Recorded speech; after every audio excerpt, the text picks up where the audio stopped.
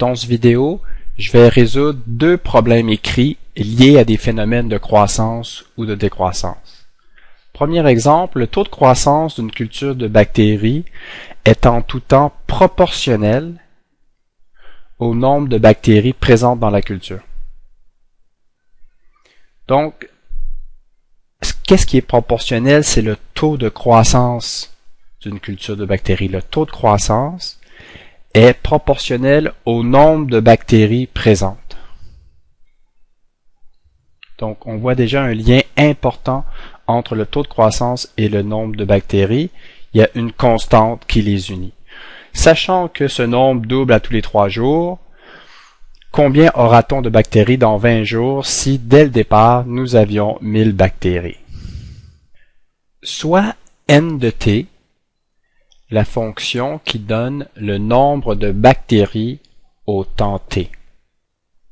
Alors, on a que le taux de croissance, c'est dn sur dt, donc la dérivée de la fonction nombre de bactéries par rapport au temps. On me dit que le taux de croissance est proportionnel. Donc le taux de croissance, c'est bien dn sur dt. Et le nombre de bactéries, c'est simplement n de t. Étant donné que dn sur dt est proportionnel à n de t, on a que dn sur dt est égal à k fois n, où k, ici, est une constante. J'ai donc une équation différentielle. Maintenant, ce que je cherche à faire, c'est de séparer les variables, les n d'un côté et les t de l'autre. Donc, ce que je fais, je vais multiplier par dt et en même temps multiplier par 1 sur n. Donc, dn sur n est égal à k fois dt. J'ai séparé les variables. J'intègre à gauche avec la variable n, à droite avec la variable t. J'obtiens que l'intégrale de dn sur n, c'est ln en valeur absolue de n, est égale à kt plus c. Dans notre exemple, la valeur de n, le nombre de bactéries, c'est toujours plus grand que 0. Donc, la valeur absolue à l'intérieur du ln n'est pas nécessaire. J'ai ln de n est égal à kt plus c. Je souhaite isoler la variable n.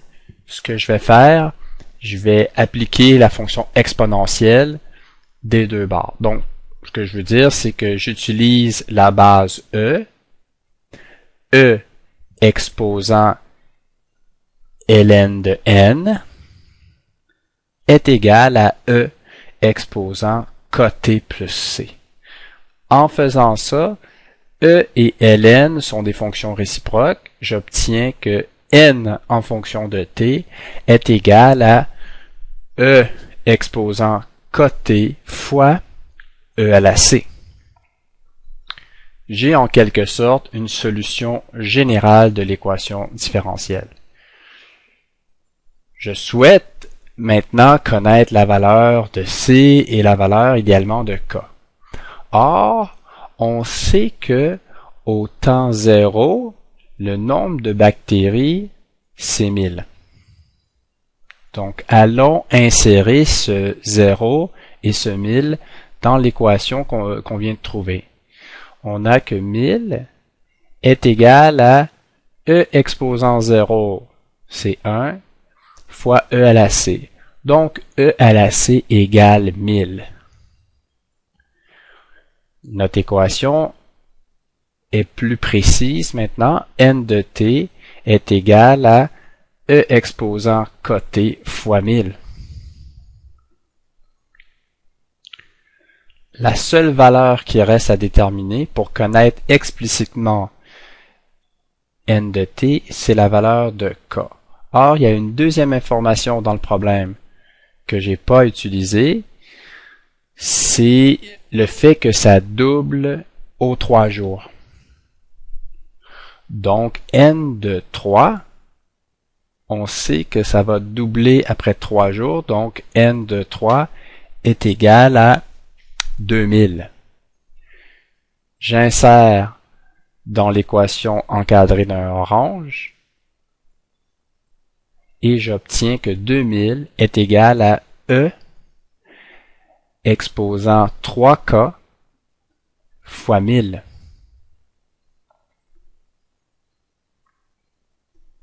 En divisant par 1000, on a que 2 est égal à E à la 3K. Pour isoler K, on applique ln des deux côtés. J'ai ln de 2 est égal à 3K et K est égal à ln de 2 sur 3. Je connais donc maintenant explicitement n de t. N de t, c'est 1000 fois E exposant ln de 2 sur 3 fois t. Donc ln de 2, qui est la valeur de K, fois t. C'est la solution particulière de l'équation différentielle du problème. Si je souhaite maintenant connaître le nombre de bactéries après 20 jours, je calcule n de 20. J'utilise par exemple la calculatrice et je me rends compte que ça donne 101 594 bactéries. Je fais maintenant un deuxième problème. Le carbone 14 se désintègre à un taux de 0,01238% par an. Dans combien de temps la moitié de sa masse aura-t-elle disparu? Soit Q de T, la quantité de carbone 14 après T années. Donc, soit Q de T, la quantité de carbone 14 après T années.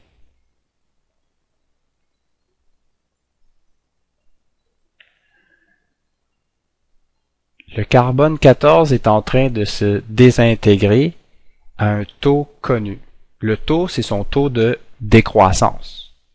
Donc, dQ sur dt, dQ sur dt est égal, dQ sur dt est égal à une constante fois la quantité de carbone 14 présente à un moment donné. Donc, cette constante, c'est le taux de désintégration moins 0,001238 Q. C'était le taux qui était donné dans le problème divisé par 100. Donc, on a ici ce que j'encadre en orange, c'est le taux de désintégration.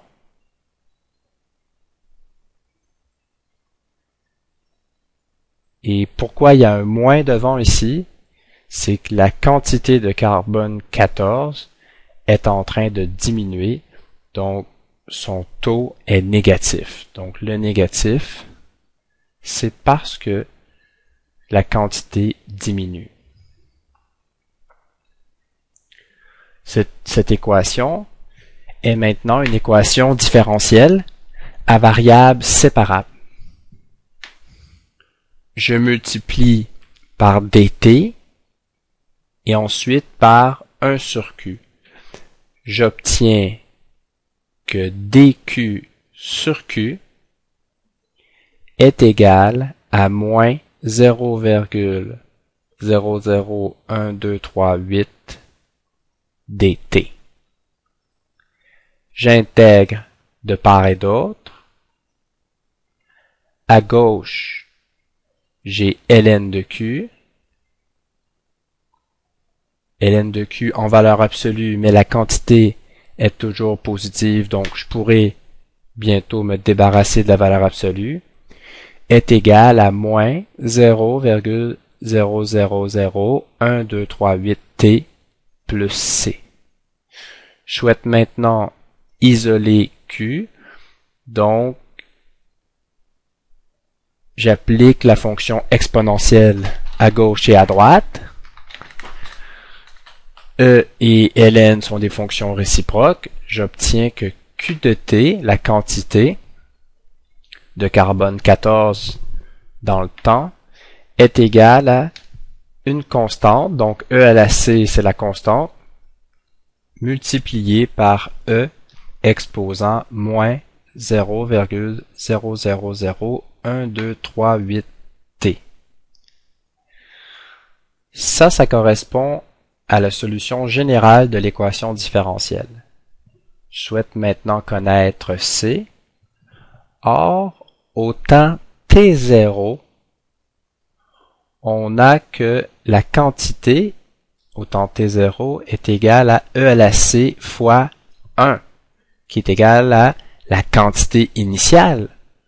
La quantité initiale, je vais la noter Q0, parce qu'au temps t0, c'est la quantité initiale de carbone 14. Donc Q0, c'est une valeur importante qui revient régulièrement dans ce type de problème. On a que la quantité en fonction du temps, c'est la quantité initiale fois E exposant moins 0,00012388 t. C'est ma solution particulière de l'équation différentielle. Évidemment, j'adapterai cette équation en fonction de la quantité initiale de carbone 14. Ce que je recherche dans ce problème, c'est la demi-vie du carbone 14. La demi-vie, c'est le temps auquel la quantité de carbone 14 aura diminué de moitié. Donc, on cherche un temps en années. On cherche le temps tel que Q de t va me donner la quantité initiale divisée par 2. Or, j'ai une formule pour Q de t. Q de t, c'est Q de 0, quantité initiale, fois E exposant moins 0,00012388 t. Je m'aperçois que je vais pouvoir simplifier les Q0. Je peux donc résoudre pour t. J'obtiens que une demi est égale à E exposant moins 0,00012388 t.